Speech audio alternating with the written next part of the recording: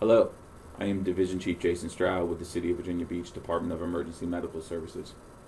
As the Division Chief responsible for our training division, and on behalf of EMS Chief Bruce Edwards and Deputy Chief Bill Kiley, I would like to thank you for your interest and decision to join our department. I'm going to spend a few moments talking about our BLS Academy with you, and we'll show you where you can access some required assignments that must be completed prior to your first night of our academy. I also want to convey to you that I am personally interested in and dedicated to your success as members of our department, and I remain available to answer any questions that you may have. Thank you. You will be serving the largest city in the Commonwealth of Virginia. We serve over 500,000 residents and more than 1.2 million visitors. We cover more than 325 square miles and answer over 40,000 calls for service each year. We do that with a predominantly volunteer workforce. In fact, we're the nation's largest volunteer-based EMS system. As a member of that system, you will be looked on to answer the call. You will be expected to assist people on what could be the worst day of their life. You will be expected to bring calm to chaos. You will see and do things that most people can't even dream of.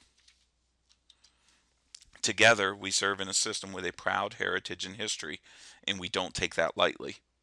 Thousands of members have come before you.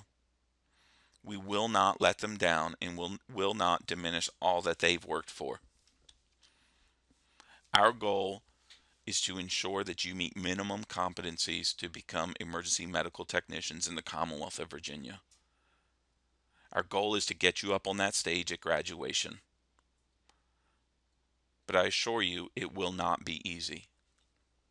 Attending class 2 nights a week, some Saturdays, participating in study groups, working on class projects, and continuing to work your full-time job, maybe your part-time job, or attend school elsewhere to take care of your families or what other obligations you may have. You're going to get tired. We know that somewhere along the way, you most likely will get frustrated. You'll be challenged learning new concepts that may not come that easy for you. And we will put you out of your comfort zone. For some of you, the thought of doing hands-on patient care may be something completely foreign and new to you. But our staff at the training center are there to assist you every step of the way. Our staff want to see you succeed and will do whatever it takes to help you succeed. But in return, you must remain open-minded, dedicated, and committed. Lack of planning on your part cannot and will not be an emergency on ours. If you're having a hard time grasping a concept, you'll need to speak up and inform your instructor. If something has occurred in your life that makes attendance at a class especially challenging, or the completion of an assignment especially challenging, you need to speak with your instructor right away.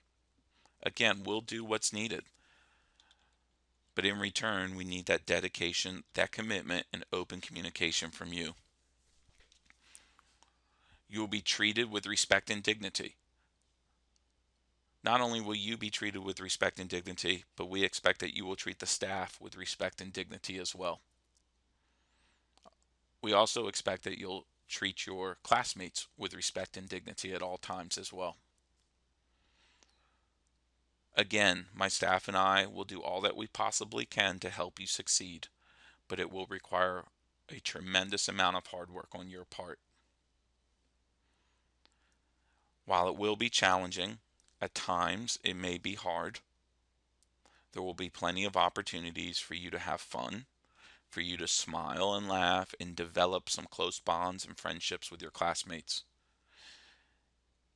If you think you may be nervous about attending the academy, if perhaps you're unsure whether you'll be able to do it or not, rest assured, everybody else sitting in that academy with you has those same concerns. You can be each other's greatest support networks. Ultimately, we will give you the information and tools that you need to be great EMTs, and we will not take shortcuts in doing so, and we will not allow you to take shortcuts either.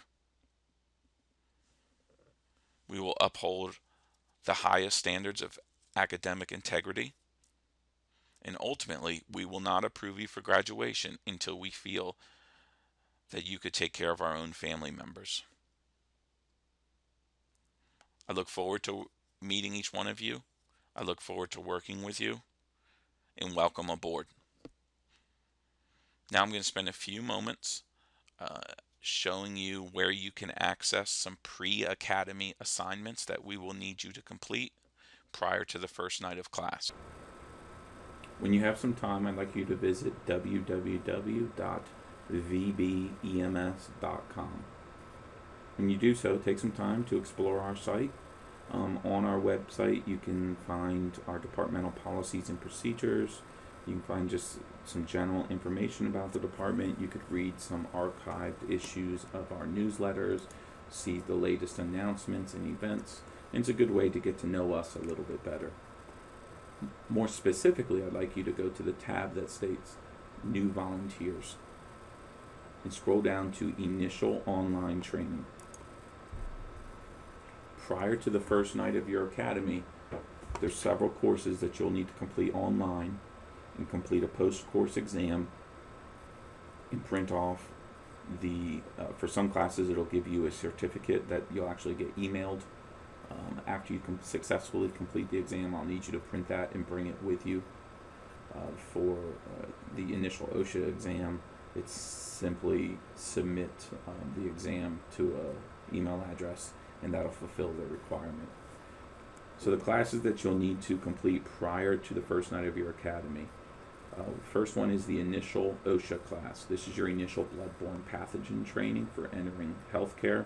Even if you have completed bloodborne pathogen OSHA training at another healthcare workplace, you are still required to complete it here with our department, and that is a federal OSHA requirement. Each employing agency must provide their own initial OSHA training. So it's pretty self-explanatory. Under the initial OSHA, you'll click on the hyperlink text. It'll take you to where you can then click on a hyperlinked Adobe PowerPoint program to review the OSHA training, and then you can also take the post test, which you print out, complete, and email the information that's on the exam itself. Just make sure you're doing the initial training and not the refresher training. Go back here. Underneath online classes, you'll also need to complete ICS 100, the Introduction to Incident Command System. We'll also need you to complete ICS 700, which is the National Incident Management System in Introduction. Those two will be required to be completed prior to your first night of the academy. When you take those, you'll click the link. It'll take you to the Federal Emergency Management Agency's website, and it's pretty self-explanatory. You'll just click on the right-hand side to take the course. It says take this course, interactive web-based course. You would go through and take that course, and when you're ready to take the exam, you would come back to this screen and take the final exam online. Once you take the final exam, it'll have you register yourself as a student with your email address. Once you successfully complete that, they will email you a certificate or link to directly get your certificate. We will need you to get that certificate, print it off, bring it with you, and be sure to keep a copy for yourself as well. It's important to note that for any of the FEMA classes, you must have a student identification number. There's instructions here at the top of the page on how to get your student ID number. You would just simply go to this web link that I've highlighted here and follow the steps to get your student ID number. So again, prior to the first night of academy, you'll complete the initial online OSHA training, ICS 100 and ICS 700, the National Incident Management System. In addition to those, if you have the time, I would certainly recommend you also go ahead and complete ICS 200, which is the ICS for single resources and initial action incidents.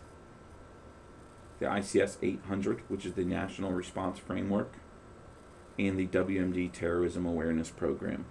The reason I recommend you go ahead and do those if you have the time, they will be required early on in your academy, and that'll get you a couple steps ahead. So as time permits, go ahead and complete those as well. And again, don't forget to check our site out and explore around a little bit. And we look forward to seeing you.